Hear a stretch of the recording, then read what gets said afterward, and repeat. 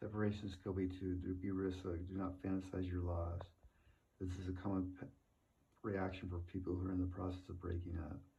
And as serves their selective memory, they lose sight of the reality, the complete reality of the relationship. They fantasize what could have been without realizing really what was.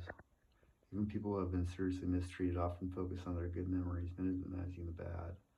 This is especially true for those people who turn to love in order to compensate for what they feel and is missing in themselves.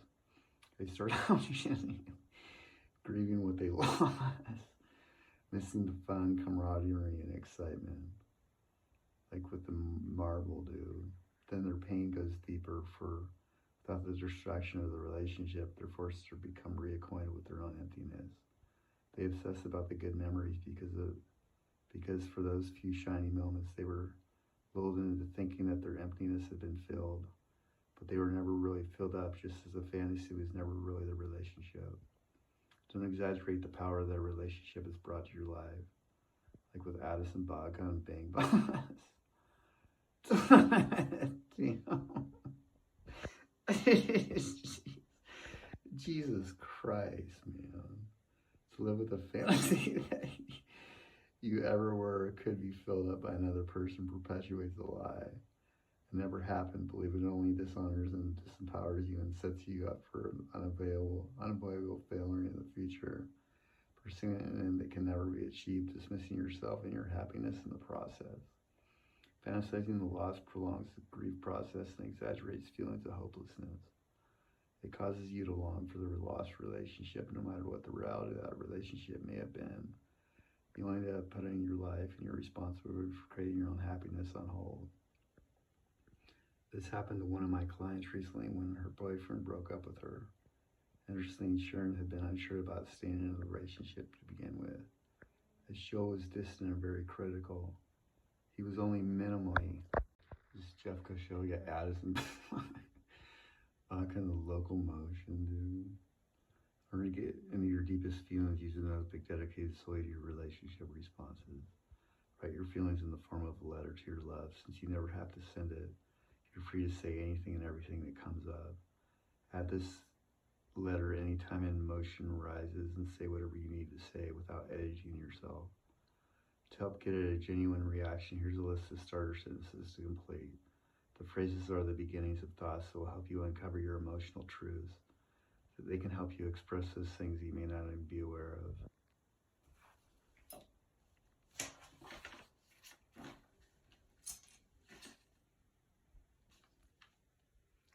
Use these starters to help open the door to your feelings. Write letters to anyone who may have hurt you, whether they be lovers, families, or friends.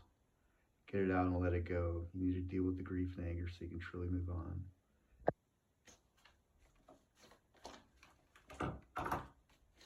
Remember, as long as you're carrying the emotions, you're also holding the negative beliefs those emotions have generated. And the more highly charged the emotions, the more strongly held the belief. You absolutely must turn that cognitive energy around. Take note of your unhealthy conclusions about relationships or anything else, and then change them. You'll be surprised at the cleansing that takes place. One word of caution about anger related to a previous relationship. Expressing your anger doesn't mean getting revenge. Trying to get revenge only compromises your honor at a time when your self-esteem is already vulnerable. Revenge may feel good at the time, but it's bound to backfire you and energetically in time. It ultimately costs me your dignity in others' eyes, but more important in your own eyes. Damn it. This is a far too high to pray. If you express your anger appropriately and choose to engage in honoring behavior, you'll eventually get your satisfaction by magnetizing the life you desire. Alright, dude. Then their pain goes deeper without the distraction or relation. Fantasizing the loss prolongs the grief process and exaggerates feelings of hopelessness. If it causes you to long for the relationship, no matter what the reality is, you end up putting your life and your responsibility for creating your own happiness on hold. This happened to one of my clients recently when her boyfriend broke up with her. And recently, Sharon had been unsure about staying in a relationship to begin with, as Joel was distant and often very critical. He was also only minimally available to her, and yet on his better days, he was capable of being downright charming. so much so that Sharon ultimately chose to ignore his little critter. His little Chris.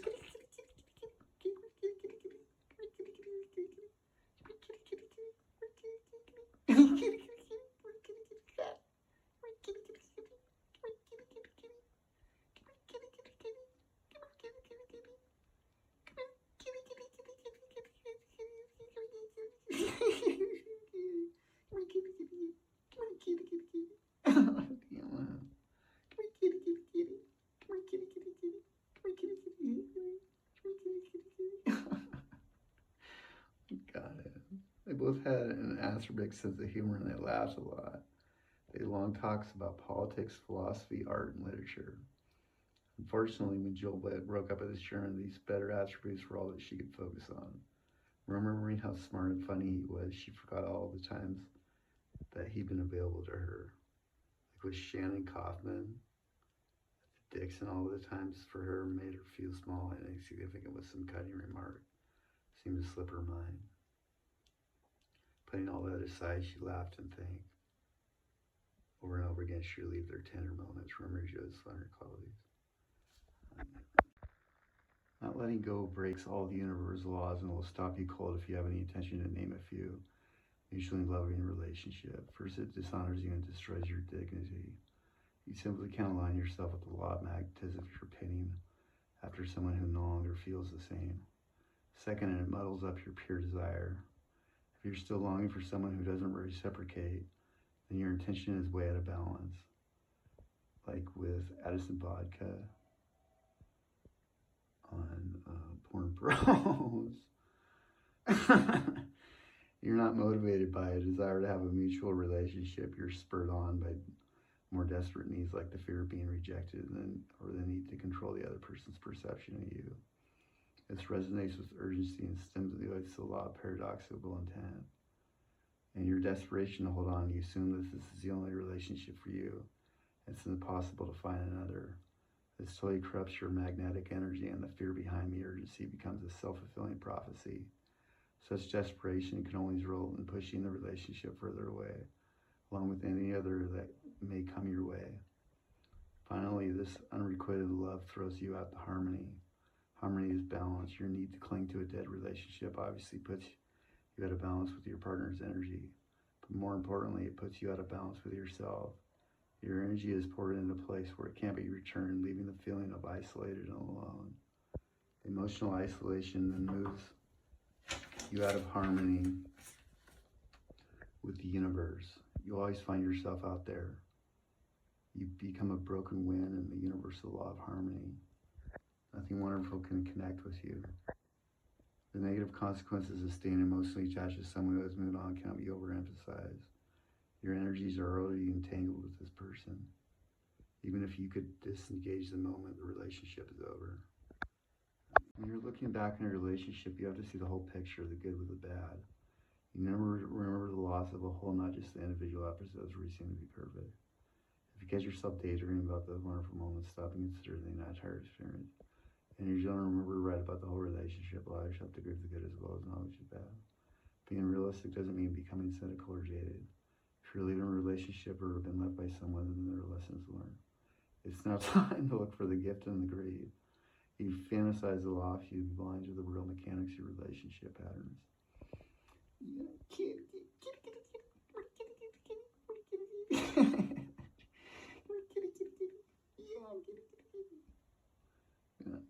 As painful as it may seem, there's a valuable lesson in this experience. Whether it's self-prioritizing or renewed determination to be more discerning in relationship choices, you have the power to turn this pain into a plus. You can learn from this experience, but you'll never do so if you keep deluding yourself about it. Fantasizing your loss carries with it 3 energetic problems. Falsely fantasizing about what could have shifted your focus forces you to always focus on what you lack instead of what you have. While you must allow yourself to genuinely grieve what you lost,